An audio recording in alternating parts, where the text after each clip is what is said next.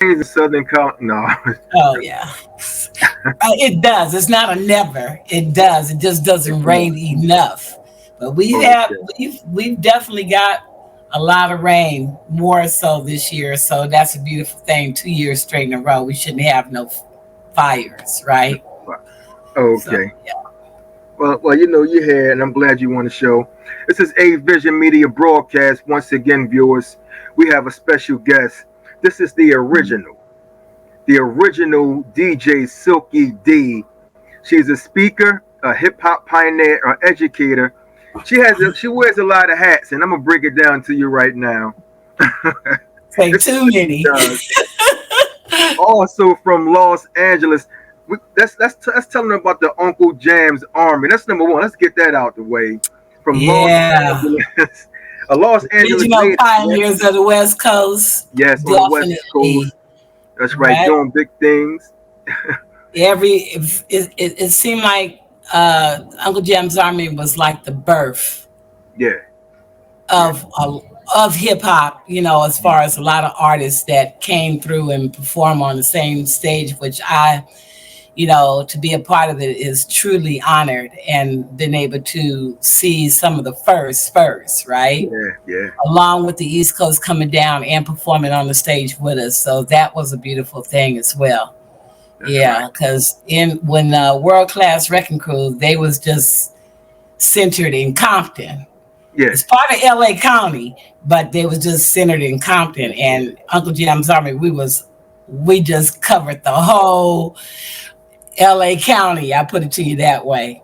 So it's well, just a beautiful thing to be a part of that history, as mhm, well as some who are no longer here are just as well as still here. I'm really honored behind it. it's a wonderful thing, and what the people also most know, a lot of them know that you broke barriers and laid the groundwork and the streets, the clubs, the airwaves for all aspiring female DJs. Come on Doing now, and what you with a haven't done. mini dress and some 3-inch high heel shoes on top of that, That's right. right? I That's right. was. Mhm. They have no idea how heavy the equipment was back in the day. But yes, I did. Besides I can at least have to thank some of my DJ brothers that opened doors for me, Yeah, uh, because it was very hard for me to actually go to the door and them looking at me to believe that I was a DJ, yeah. let alone being a sound stage director. I became a sound stage director for the old school funk concerts for 2 years, providing the sounds and That's right. arranging it That's right. for Teena Marie, Gap Band, and Bootsy and all of them. Yeah, Yeah, so shoot, shaka kind of stuff. And that's right. I've That's had right. two. I would never forget when I was in Philadelphia. Two female crew grips looked at me and said, They straight out said, we've never seen anyone like you. And I know what they meant by that. A woman A being a sound woman. stage, yeah, a music sound That's stage right. director. That's And that's right. something. Let's not put the cart before the horse. I have a lot of Oh, questions. I'm Let's, sorry. but I do want to go back to this. I would like to go back to how was it growing up as a teenager in Los Angeles?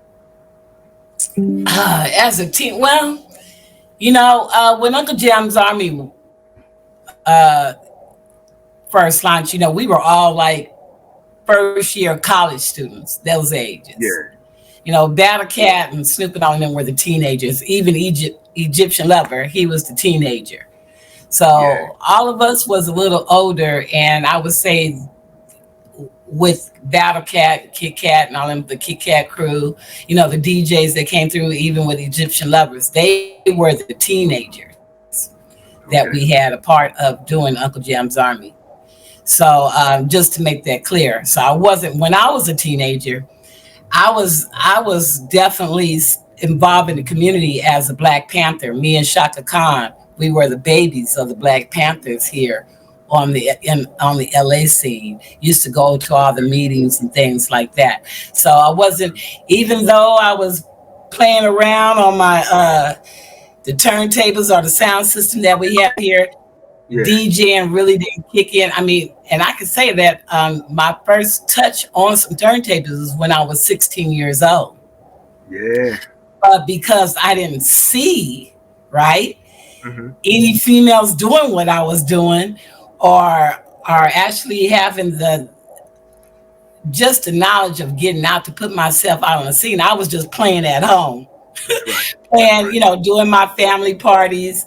Then it got to where I started battling against other DJs. It was a guy down the street that later on became my boyfriend, but he was the one who had a turntable set up, and DJs used to come through and we used to battle each other. Yeah. And I got into the battling to the point they're like, you need to quit playing. You need to get out here, because I was just as good as they were. Yeah. So taking it serious, if it was not for DJ Magic Mike, who was a very famous DJ of KJLH at the time, Yeah. and Michael Mixon Moore, another pioneer of this game as a producer on top of that, and famous radio stations, it probably would have took me a little longer, Yeah. if that, or to start seeing. Maybe because I think the world probably saw the first female DJ was Spinderella, but that's because she was with Salt and Pepper in a video. That's right. Right? Because I'm telling you, there was no females in the club scene. And I started when I was 20. Yeah, you started young. Yeah, in the club scene. Yeah. Well, what I find interesting is this. I would like to go just up a little bit, a little bit, to the foundation of how it really started. Can we go back to the 1968 Watts riot and your role as a Black Panther, if people didn't know? Man, with the Watts Prophets and standing behind the Watts riots, which I was definitely a part of, getting out here in the streets and definitely defending. My role has been more,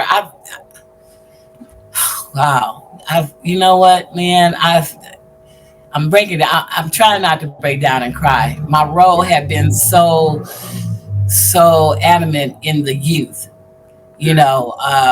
especially when we had angel dust, we had cocaine before crack came into the play. Speed. Was to keep these kids, or to be we had youth one stops for them to come and hang out with playing on the video, the machines, our slot machines. I say back then they were video slot machines, I guess, Yeah. So I mean, to be involved in that and to be to keep the violence down, and to have something positive where we got involved with sports and stuff that I'm really grateful to be a part of. I fed a lot of kids. When I said I raised a neighborhood, I literally raised a neighborhood, especially when crack came into the play, and I had to do something about it when I had a 9-year-old kid coming home from a gig, dead, murdered out in the street. From a drive-by. And that really bothered my soul. So I ended up hiring youth to come, and my house became a house where they can come and play on the turntables and play on video games. Wow. Yeah, and then I was, employing them them to be our crew group. So a lot of DJs that has come through my business or my home have become DJs to this day, or they have gone on to do other things like production and things like that. They didn't know what I was doing, just trying to save kids. You feel what I'm saying? That I had ended up actually had a school of DJs, and I mean, Quick and all of them used to come through my house, because I was always cooking on top of. We had dominoes, and it was a safe environment. No alcohol, no drugs. That was one thing. And when I said I had kids running in and out of my house, that's a very true story. Actually, I'll never forget a mother knocking on my door at 10 or 11 o'clock and told me that the neighbors told her that her kid was probably at my house. Wow, I I think that was a beautiful thing because like we don't have that today for these kids. They just Yeah, all over the place today, you know. So they really yeah, don't have no one looking out for them, the way you did back then. And yeah. also, You you know, I have a fed school. them, feeding them, yeah, feeding them and giving them $25 if they was turning around working for me, like to help me set up equipment. Or so they learned a lot. Yeah, Learned how we taught them how to uh, make extension cords. We taught them how to yeah, make equipment cases for records and for the turntables because I mean, let's face it, white boys didn't let us in the door as far as buying equipment from them, and it was very pricey. And you know what? When you don't have, that's where you get more creative. We was making our own. We ended up wow, making our own coffins, our own cases, and stuff. The only thing we had to buy was the turntables and things like that. So yeah, wow, man, that turned into another business. Talk about how small businesses and how we support each other in our yeah, community. That's why it's so important to support small business in our communities. wow. And I know the parents today. Do you still see some of the parents of the children you house in your home? Actually, yeah, a couple of the parents I've ran into that actually, have thanked me. I've actually, during that time, in my early years of DJing, I was already an educator. I was a behavior specialist for autism, Oh, okay, mentally handicapped, severe emotionally disturbed, and juvenile court kids, right? okay, And some of the parents, uh, I taught them how to read. wow, They didn't okay, know how to read. There's a parent that she, man, I so ran into her, and she still have the card that I written out for her to learn how for her to write checks. hmm, She showed that to me, and I broke down and cried. Couldn't believe it that she had saved it all that time.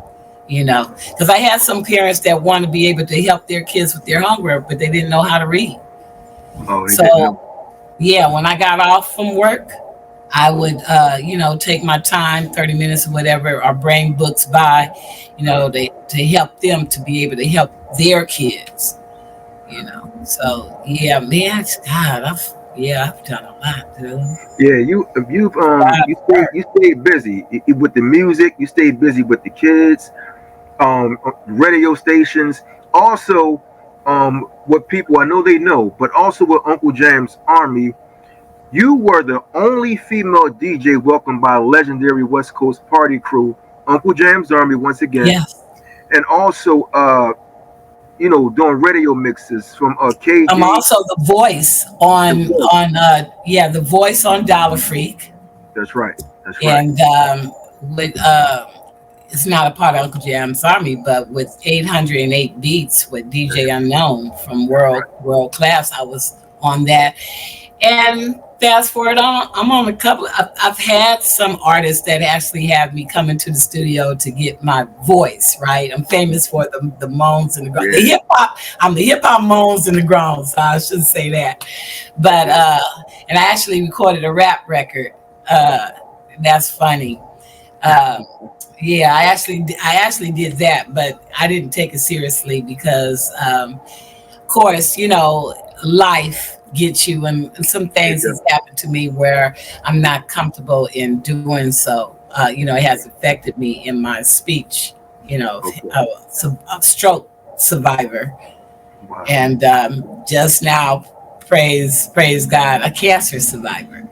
So, Wow. but even after all of that, I still find my way coming back to just do for the community, you know, um, with that. With Uncle Jim's Army, yeah, that story, how that became a part was me and my boyfriend at the time bringing equipment because Roger was renting out equipment.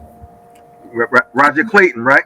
That's right, Roger Clayton. Roger Clayton. Shout out to him. And it was at San Pedro, came down, and Gib McGee, his partner of Uncle Jim's Army, was trying to hit on me while I was on the boat. And, I said, well, I have a boyfriend. But then he asked me, what do you do? And I said, oh, I'm a DJ. Hmm. And he said, you're a DJ? I said, yeah. He goes, you're a DJ. He said about 3 or 4 times because, of course, again, females is not coming. I said, yeah. So he started running to Roger. And man, she's a female DJ. She's a female DJ. You know, that That's kind of right. thing. And That's right. Roger Clayton and I already knew. I met Roger in 79. Okay. So he already knew that I was a DJ, but he never really had the opportunity to really see me, you know, get Do your down. thing. Yeah, get down. Right. So he goes, yeah, I know. And shoot, the next thing I know, after written equipment and stuff, and him talking to me, you know, he said, why don't you come on down and stuff? And he allowed me because they was but you know, Uncle Jam's Army was definitely DJs, all DJs, right? Before the, you know, Ice-T and Dream Team and all of them was performing with us, but we were a DJ crew. And so yeah, they put me on that stage. And of course, I didn't let nobody down because I would not get my respect if I could not be as good or better than some of my DJ, you know, friends or family out here. Right. So yeah, I got down and I was DJing at the sports arena, Veterans Auditorium, Mount Sac with DJ Skip. He used to have events out there. We come out there, Redlands. I can mention a whole. I know. Yeah. Because you've been involved. You've been involved in a lot. And also, can we talk about Bud Showberg? Did I say the name right? Bud Showberg? Bud, yeah. Uh-huh. Schubert? Yes, Schubert. Can we talk about him? Oh, well, let's see. You know what? My memory, I wish I was informed of that because I do have to help my memory out a little bit. I'm that old. Yeah, just take your time. But what about Bud? Man, I know he's kind of started after the riots. He kind of started what I think it led to him doing something after the riots. He put something together after the riots happened. Yeah, in Watts. In Watts, yeah. Yeah, he put something together in Watts and allowed the opening. Allowed for us to do some things to, you know, always after a riot or something like that, we have entertainment, right? Or protests. And I would say I have to thank Bud for that he opened up the door to allow that as far as Watts. And I think it also launched off the Watts Festival. And have been involved with that in later. But I really have to sit because I thank you because you're helping me because I do want to write my book. And to bring some of the memories you know, back to me to bring that back. Because I was like, but, like, because when you don't see people for a long time, you know, and especially, I'm just going to be honest, for a female, we don't really get the notoriety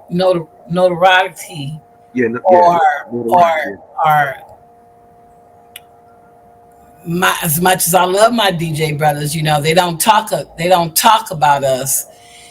Because my life, I mean, I was a mother. You see what I'm saying?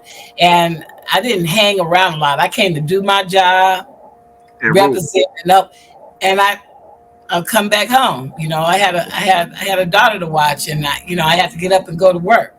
So, you know, when you don't hang out, you know, chummy, that kind of thing, the guys don't talk about you. And I was not one that was a part of selling my soul. So. That's right. I don't have that rep. So yeah, you're not to them in their minds all the time. But they can't deny me because I'm there. And when I see them, they don't deny me. You know, they know I was there and they know who I am. It's just that, again, I don't know what it's a guy thing. I don't know. But it's just like they don't talk about the West Coast, don't talk about the females here who has paved the way. East is different. They talk about Queen and Latifah and all of them all the time, but they don't talk about us here on the West. Maybe Hollywood has a lot to do with it. I don't know. Yeah, it always seemed like it was a separation. But what I do know is that when NWA came out, it kind of changed the game. How do you feel about when NWA dropped, that all of the music that Uncle Jam Army was putting out and everything, Do you believe that NWA changed that whole era when they came out? No, well, that's funny. NWA really was more street, Yeah, Gangster Street. right? They didn't become famous if it was not for the Rodney King situation. Okay. That for the media to bring them out. I mean, they were doing their thing and the whole bit, but the music, as far as the industry, radio or doing gigs and stuff, people were just not ready to accept a lot of like explicit rap Okay. music. Yeah. And for the DJs, everything for us, when we're doing, I mean, if you want to make your money, everything for us had to be explicit. Yeah. I mean, it had to be edited. So it wasn't the type of music that we promoted unless it was more like a political sense or empowerment of encouragement and inspiration than as opposed to doing something stupid and having that mindset to want to hurt your brother man. Yeah. And well, I say that's for me. And when I speak at DJ events and stuff, or I've been on forums of DJs, I tell them that, they have to get out of their environment. You really got to study your music. If you want to make the type of money that we're making, you definitely need to know your music. You definitely need to know your environment because, I like gangster rap. I do. But, I know that certain gangster rap music is inappropriate when you're doing other types of events or gigs, or if you're doing radio. So I wouldn't say they changed the game. Because Uncle Jim's Army was still prevalent, until Roger Clayton passed away. Yeah. Right? Still people wanted to come on there and perform. Like I said, we've had who's on there come and perform on He brought everybody on stage. They brought everybody on stage, right? Everybody. Right. Mm-hmm. That's right. New Edition, Houdini, Run DMC. You see what I'm saying? Ice-T. I mean, I was blessed to be on that stage of the names that I'm mentioning right now. And some of the DJs becoming who they are. Look at Battle Cat. Look at Egyptian Lover. You see what I'm saying? Yeah. Right. We've had a lot of great DJs that's come out and been super, super famous. And even though Roger Clayton myself was the highest paid DJ at the time, because I was holding down Beverly Hills and he was holding Pizzazz out there at Marina Del Rey. So we was like the highest paid DJs at that time. That was like $650. By the time General Lee and all of them got into the play, that was like, when you become a good DJ, I'm just letting the DJs know. You become a good DJ, you could be making $1,000 and up, to $5. Well, like my daughter, she's like a 5 and 10. You see what I'm saying? Wow. It's good money. It's good money in that. Yeah. Yeah, because trust me, them LA DJs, not LA, Vegas DJs that are that they got the residency. Yeah, residency. That's $200,000 a year. Wow, that's good money. Yeah. Were you recognized at these award shows, these hip hop shows? Did people ever recognize bringing DJ Silky D up for an award or just to say your name?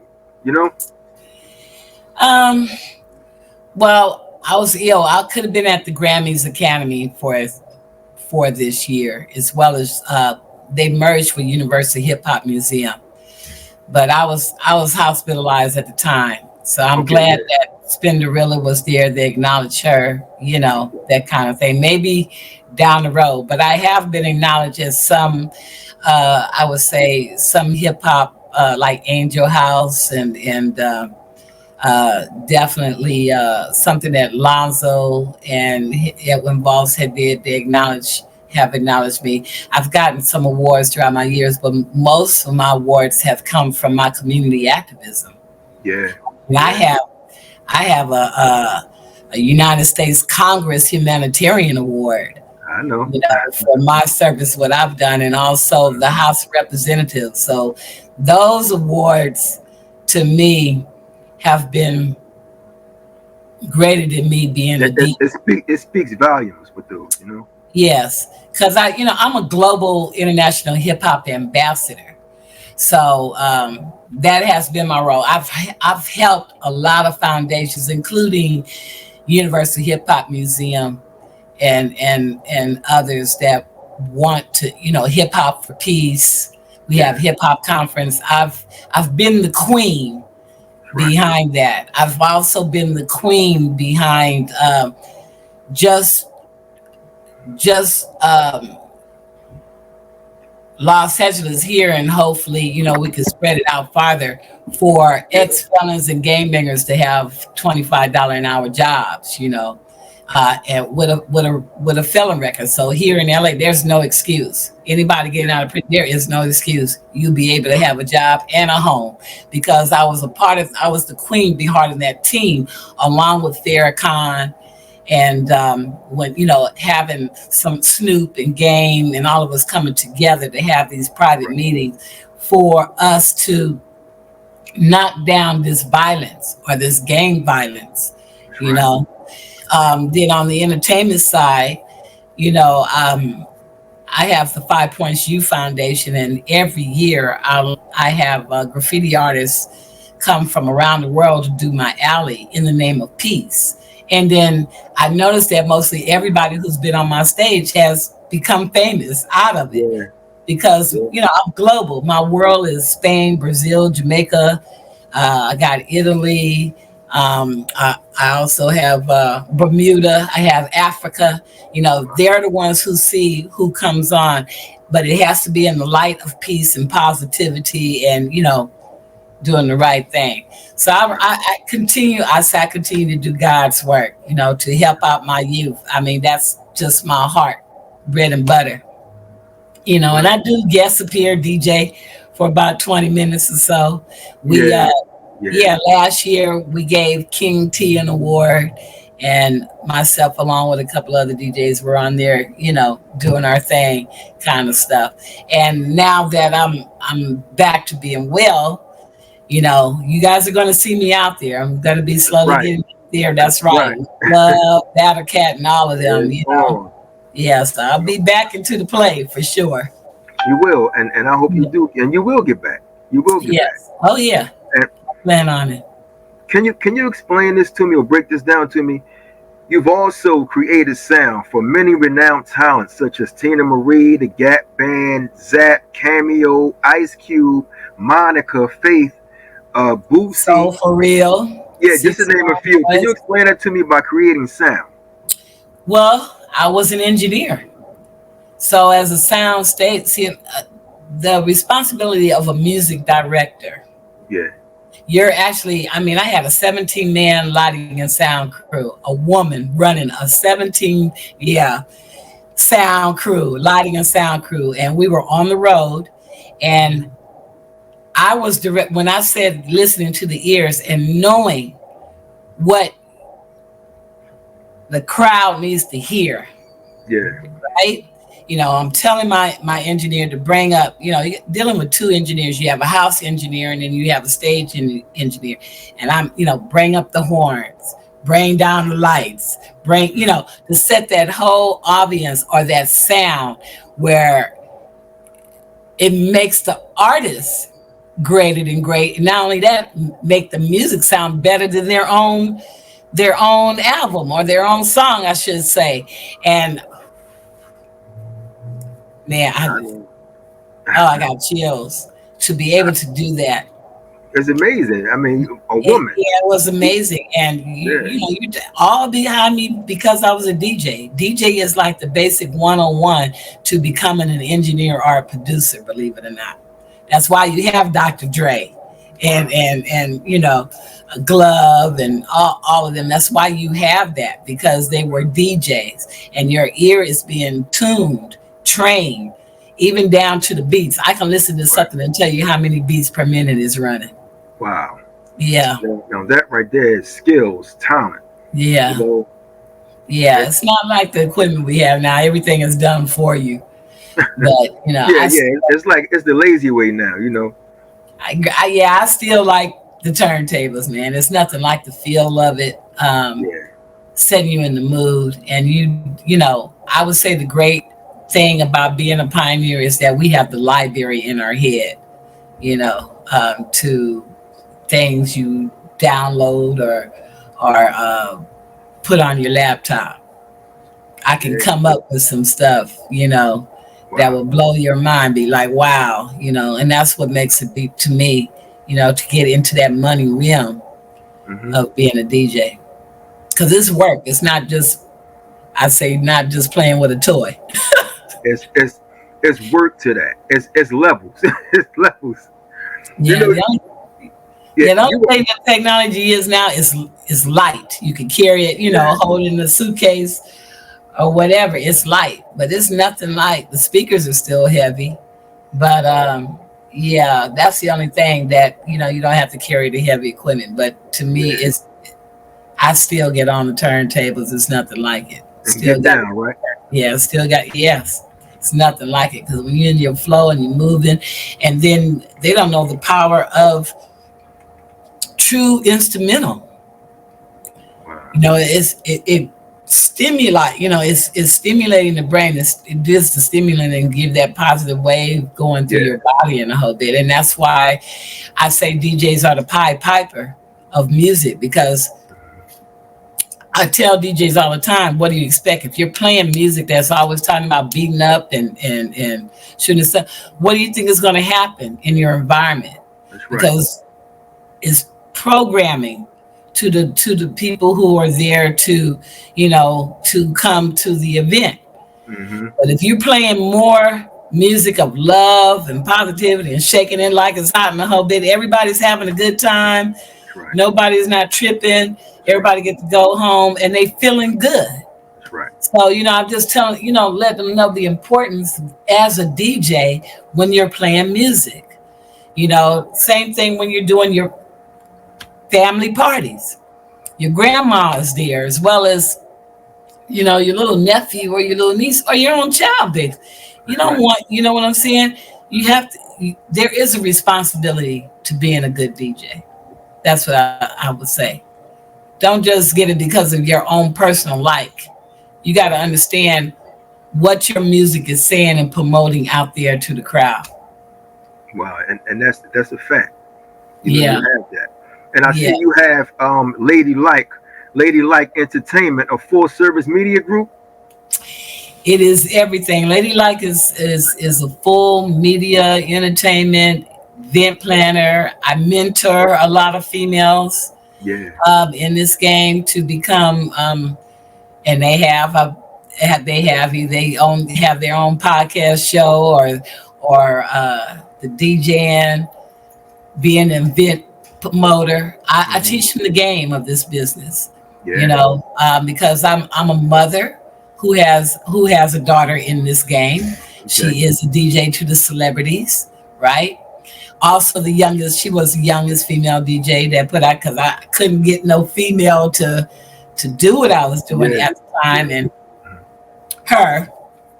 And even though I didn't want her in the entertainment game, I she just was, I didn't want her going behind my back and trying to do what I was doing. And since she wanted to be like her mom, I said, I'm going to teach you the business of this game. That's right. And also, things for you to protect yourself. As you hear, all of this, these kids from Nickelodeon and all that. Yeah. Right. It was going on in my time. You see what I'm saying? But I wanted to make sure that she was protected to learn how to protect herself and not get caught up. And I was just not a mother who was about the money. The money, and let her go out there and crash and burn, Exactly. So, I taught her the business game, but she's still successful and now professor at the University of Music in Berkeley in Boston. Yeah. She teaches DJing, believe it or not, along with equipment. I'm proud of her, as well as her being a celebrity DJ. She's I managed her career up until the age of 17. She started with Immature. She was their female DJ to B2K. Yeah. Then she got with Guy. Then if you go to her page, she's an elevation of me. I'll put that. She's Layla Hathaway's DJ. She's Wow. been with Herbie Hancock. You know what I'm saying? I So, mean, so she out there. yeah, she's getting ready to do Tony Braxton and Cedric Hollywood in Vegas coming up this next weekend. So Wow. Okay. television, you know what I'm saying? Again, DJs, and I'm saying all of this because I'm just saying DJs have there's other jobs out here that it could be successful for them. Even doing cruises, you could be a DJ on a cruise. You know, if you want to travel, it's just tapping in and probably hitting one of us to let you know about it because they don't advertise it or have anything that That's tell right. you about these things. That's So. right. They don't advertise. No, I just continue to really help. I just really continue, just to really genuinely help the youth because I'm hip hop and my hip hop is culture. You know, it's higher in the power, helping and healing our people. It's not that other stuff. And That's I'm right. true Right. to it to the day I'm die. You feel me? Right. That's right. Yeah. That's what I'm talking about. Yeah, and like I said, you're doing a lot, and people, this is well needed, especially for the youth, because you're teaching Yes. them some of the things that you've learned. You know, so you're teaching them Yeah. that the same skills, and you have received awards. For first female of West Coast hip hop pioneers as an educator too. You have that Yes. also, Yes. and we're talking about the works with LAUSD, LAUSD County Juvenile Schools. You also Yes. spoke there. How Mhm. was that speaking to those girls at the juvenile center? Oh my God. For me, I think the reason why it works for me so well is because Your phone. one, I really care. I really care about our youth, just like our own. Yeah, Reach one, teach one, or that's right. just that African proverbs. It takes a village to raise a child. That's right. And you have to talk to them like I don't cut no bones. I'm gonna talk to them just like if I was talking to my daughter. That's right. So I think that's the reason why my relationship has been very good or very real. Why I have been so blessed. I Mhm. like the little old woman who lives in the shoe, right? They have so many children don't know what to do. I I Yeah. can at least say this. I am truly blessed of those that remember me. When I was during the educational years, as well as what I have done for them on trying to help Yeah. them. You don't think like they go away, you don't see nobody or whatever. You really don't think like you're not appreciated, but the universe has really let me know that I've been a part of helping someone's life, saving them from the homeless because me and rest in peace General Jeff, we started the Skid Row downtown for the homeless, which later and which I want to do in tribute of him is to bring that festival back. That festival we did where we had Egyptian Lover and Public Enemy and even Nipsey Hussle was like the only rapper that came down to support us. You know Oh, what I'm saying? okay. But we did that for the homeless. We didn't Oh, advertise and stuff. And man, that day, once the media caught into it, we had when I was looking out over the crowd in the street, it looked like 10,000 people for sure. But our goal was for the homeless, not for no one else. But word not for had no got one in. else. It's straight for the homeless, right? Word had got in. You see what I'm saying? That we had Public Enemy and Eric B and all of the sorry about that. Now, all of the hip hop, you know, legends at the time to come in to to represent for the homeless Yeah. and to talk to them. So it wasn't. See, that's the other thing too. It wasn't about the money. It's your heart. It's your Because heart. throughout our years in history, whether Yeah. like James Brown, and to me, James Brown and Aretha Franklin, all of them is hip hop because Yeah. they also have come in for peace Okay. to who have performed and talked to the crowd or been Yeah. in the area where they wanted to separate the whites from the black, and they would not perform unless everybody was together. That's You that's know, true. right, and speaking a message, True. because that's what true artistry is that we're talking Yeah. about life here. And if you don't represent life, That's right.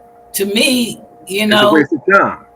that's right. Yeah. I mean, true artistry is representing life and what we see that's going out here, and to inspire people to want to do the right thing, or to be better, should I say, or to lift those up who have been down, who have lost someone. You know, that's what, unfortunately, that's what life is. It's a journey you have to get through. And we don't have the tools to help us get through that journey, then, you know, it could be a sad road That's or right. destruction for you. And that's what artistry is supposed to represent. Most of the artists have, most to me, of what I've known, most of the artists have come through something. Okay. It was not me coming from a broken home, during my time, a broken home, being a female, dealing with being overdeveloped, sexual harassment, you Yeah. know, all the things that I had to fight through growing up, right? Uh, I don't think I would be Silky D. Silky D came from because I didn't want no youth to go through what I've been through. What you went through? Okay. You feel what I'm saying? And Yeah. Yeah. that's what made Silky D. And thank God I had uh, the tools like DJing and being in the educational field to be able to help those who were less than me. That just kept me going and going and going. You know, That's right. so That's right.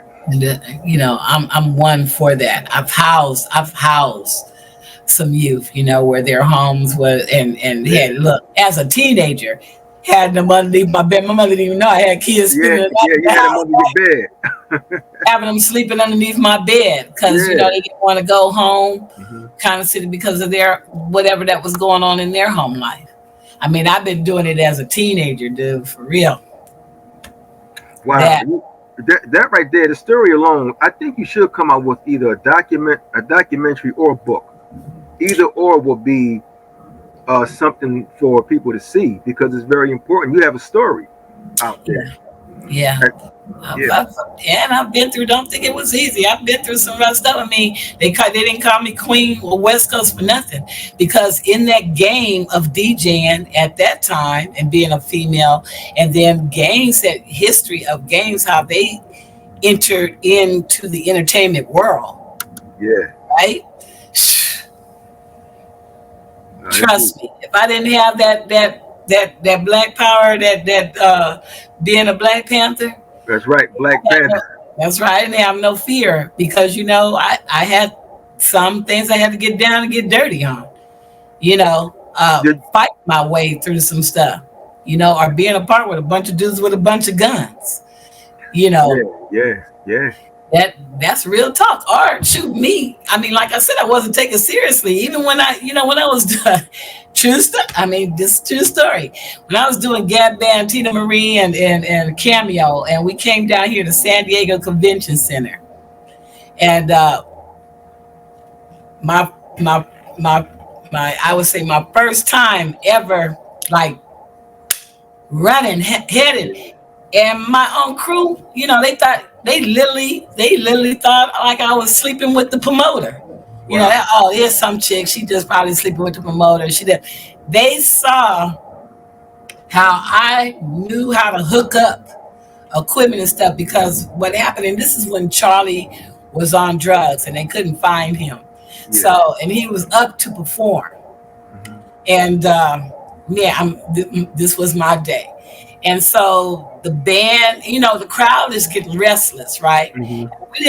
Definitely didn't want no riot to happen, right? You know, because come on, our black and brown brothers is more browns that love old school music, right? That's right. We're in the San Diego Convention Center. I'll never forget it. And they couldn't find Charlie. He was next. Tina had performing stuff. So the band, okay, Dale, you know, they got out there and started playing, even though they haven't found him yet, right? I'm like, all right. So like 10 or 15 minutes went by, the crowd started getting restless, some boosted. And Tina came out, the crowd went back up again and stuff. So then they finally found him.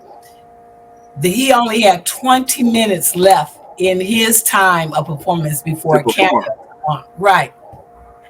I can at least say this, even though he was drugged, his drug. Once he got on this stage, hands down. He tore it up.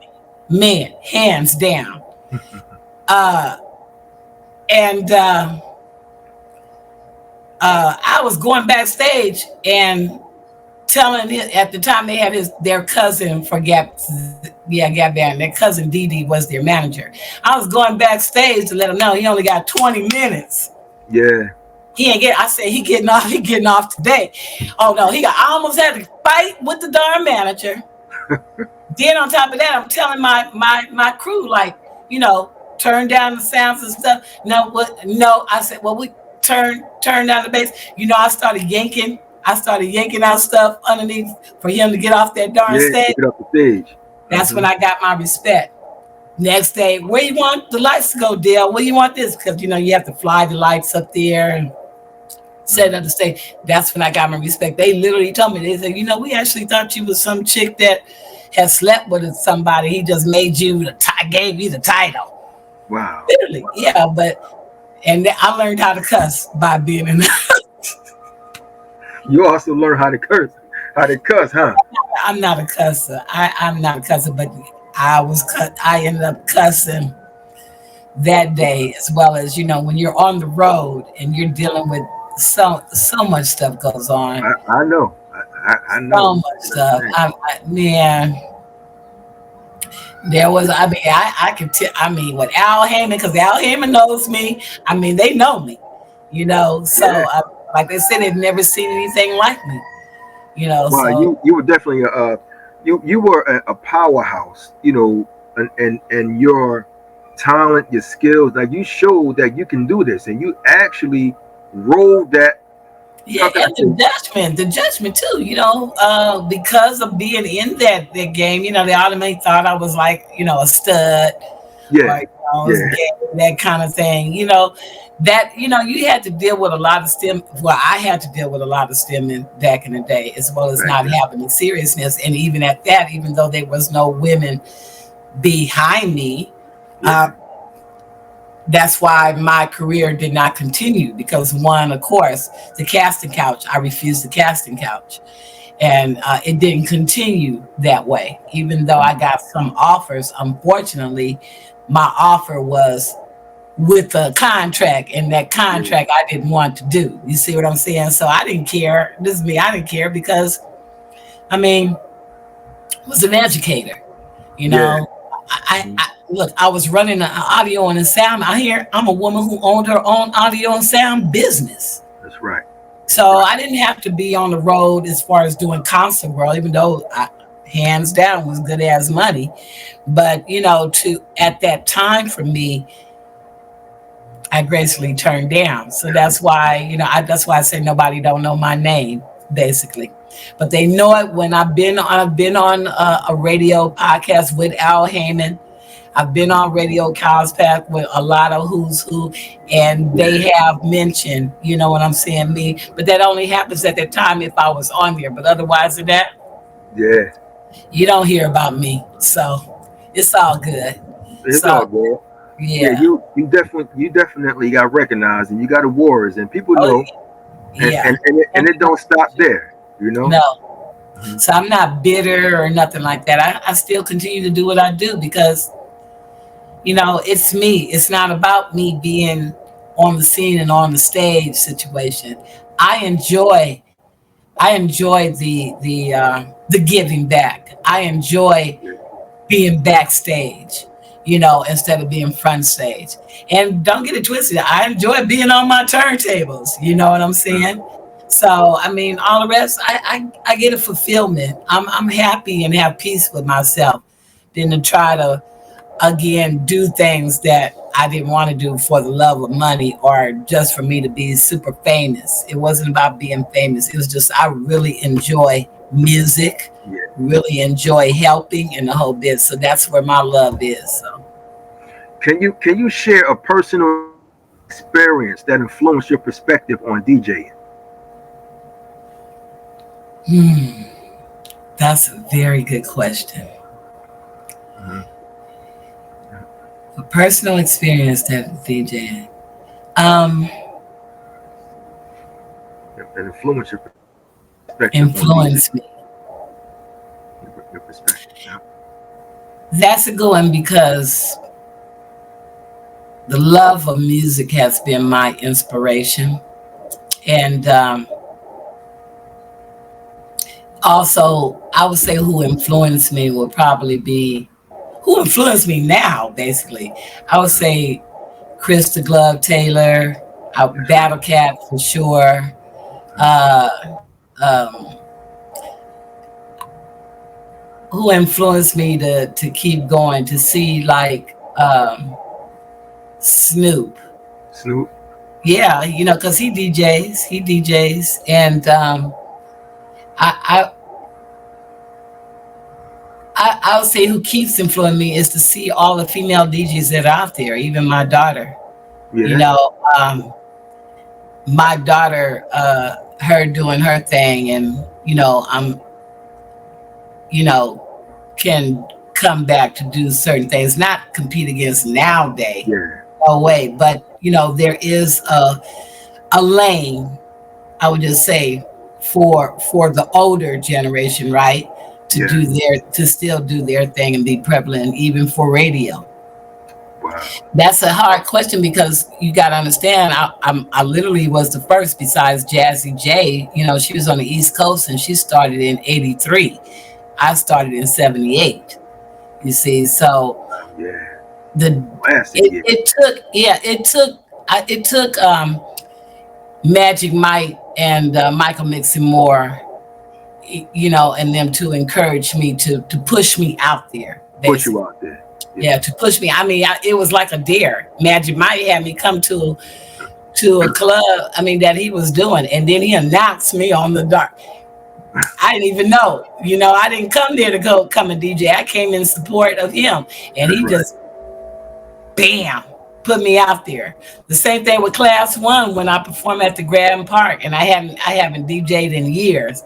Mm-hmm. And Class 1 said, "Oh no, Silky, you're on the big stage." And I was like, "What?" I thought I was gonna be hanging over here on this corner in the back. Right, you're on the big stage. That's right. I'm on the big stage. Wow. That was crazy. And Curtis Blow was there. That was the first event that was doing for Universal Hip Hop Museum, and it was at Grand Park. I'm sorry. That day, the wind was against me, but at least I had a chance to get to fight that. I wouldn't say fear, the nervousness of coming back to be in front of the crowd, because I hadn't DJ'd in years. But you don't lose it. It's like riding a bike or skating. You don't lose it. I'm sorry. Let me close this. The ice cream truck out there making all that noise. The music. Okay. Let me close this. I hear it. I thought it was cute. No, that's you can still hear it. Yeah, I'm gonna edit all that out. That's cool. Yeah, that was wonderful. He said you belong on the big stage. Go ahead up there. Yeah, he go, "Oh no, Silky." So if it was not for the challenge, I'm a SAG. We take challenges, right? Yeah. I was like, I couldn't just freeze or deny. I went on because if it was not for me back in the day, I'm just as bad as everybody situation. Wow. With ease, and to fast forward to come back onto the scene, mm-hmm. It's a different feeling because I didn't know how I was going to be accepted, And then I'm not a fancy DJ, I do the scratch and transform it and know how to back it and beat it, but I'm not all that fancy with the beats and the whole 9 yards. I'm literally old school. But we do your thing, and you're also a trendsetter. And blend my ass out. I am a blend master. Yeah, blend master. That's right. That's what you do. You blend. I can blend master, and a lot of people can't do that. That's true. Yeah. I know this interview can go on. I just want to let the viewers know we are here with the original Silky D, West Coast hip hop DJ. She do her thing, and I just want to ask this before we before we go off. Which has been more valuable in your career, education or experience? Ooh. Experience. Wow, that's great. because you're looking at a girl that, when I say I know how to run a 48 channel Yamaha board and know how to hook up equipment, or shoot, I'm so computer literate for me to be a senior, right? Yeah. All came from my experience of being a DJ. Wow. Education is good, but it's nothing like experience. It's, to me, Hands on. Getting in, learning some things, learn from your mistake and perfecting it. That's right. Perfecting it. So I mean, I don't down education by me being an educator, right? We definitely need education, but when it comes down to trade, it's your hands-on experience for sure, Wonderful. and then perfecting it later if you need to read a book or not. Me, I everything I've learned, I'll never forget 2 weeks in San Diego to learn how to work on an engineering board. Yeah. And then bam, I was on the road with, like I said, Bootsy and all of that. You never think 2 weeks, you feel me? So that's why the internship is very important, or for those who want to get into this entertainment game. Internship is very important. It's worth your time and your investment in yourself, right? To come and learn this game, because it leads off into so many other things that, trust me, the money is good money. Yeah. So it's not about being a rapper, or you don't have to be the performer. Shoot, you could be the one that makes the performer good. That's right. That's right. You just, hey, setting up the stage, the setting up the equipment, or running the equipment, all of these things go into the play when it comes down to a production. That's So, right. and there's money, those jobs are out there, and, they really don't promote it, but I'm seeing it there. Yeah, seriously, if you guys want to be lucrative in something consistent, because the entertainment game is seasonal, seasonal for performers, but not for those who's working behind the stage. So that's something that's consistent all the time. That's a job, that paycheck coming in, something that you love to do. Unloading the equipment and the whole bit. So I mean, there's jobs out there. Being if you're a writer. So yeah. I know, trust me, you're talking to somebody who made, we say old money. That was my weekly was like 7 to 10 grand a week. Wow, that's good money. Yeah, well, I owned the business, and the DJing business was looking for DJs back then. And I know some of these DJs like, what? Because the stuff that, the DJs back then, we was making 300 and up. Nothing under. We had that's the other thing. We had a union. Rest in peace on foot. Daddy James. Mm-hmm. We had a union of Impact Record Pool, and before that it was Street Beat Record Pool, right? Okay. So we're talking about this is Black history of owning record pool companies on top, like VIP Records. So we had Street Beat. Michael Mixon-Moore had that until he became a producer, and then he sold it to Foot Daddy James, which turned into Impact. And when I said we had the who's we have Madonna and everybody has come through, because we were the DJs. That's right. That was playing the music and putting them on the map. You see what I'm saying? So we had a union. That's right. Mm-hmm. No DJ that came out of that record pool, which were the top 75 DJs in LA, period, hands down, in every club scene, didn't work less than $350. Good money. So that made a promoter not backstab a DJ. Like, they'll call up and try to, and then you give them this price, and then they go behind your back and go get someone else. You feel me? Yeah. That was the break line. You got DJs now will go and DJ for $75 and $100 just because they, Yeah, that's good money. Come on now. And also, know your worth. Know your worth. You're right. Right. Because if I want to call me, I'm talking about, I did have somebody wanted me to DJ at the townhouse, and I was like, if anything, for the love, right? $100 an hour, straight out, $100 an hour. That's right. You guys can't do that. Forget it. Because I understand, people looking at the equipment is cheaper. You're not bringing in whatever, the whole 9 yards. I can understand that. But no way. If you're doing anywhere from 4 to 6 hours, anything after that, guess what? Another $100 on top of that. I'm just keeping it real. On top of that. But you got to know your worth, and you got to know your music, your value. To see some of these DJs trying to backstab other DJs and doing it, I'll do it for this because they trying to get your gig and stuff. Yeah. All right, good, because you're not getting what I do. That's for sure, or what I come with. You see what I'm saying? So no, yeah, we had a union back then. It was more unity than the backstabbing that they grabs in the barrel. It's funny. It's two people I would like to talk about. I know I said we running out of time. Yeah, that's all right. But just two more.